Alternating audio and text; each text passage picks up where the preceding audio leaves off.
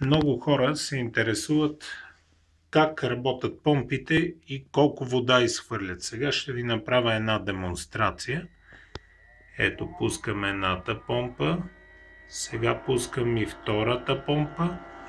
Виждате количеството вода, което изхвърлят. Сега ще надигнем лодката, за да разберете за какво става дума.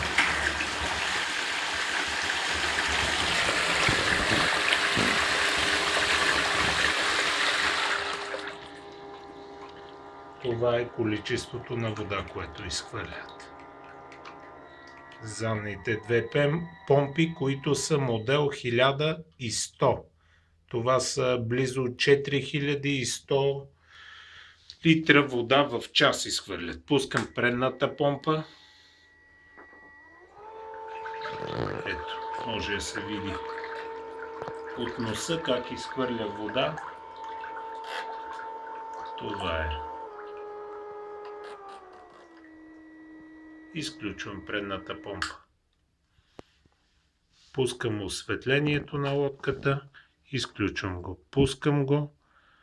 Изключвам го. Ето, осветление. Без осветление. Винаги показва състоянието на акумулатора. Сега ще ви демонстрирам. Заден ход да дам и преден. Ето го волтметъра, който показва състоянието на акумулатора. 11,9 волта в момента. Благодаря за вниманието.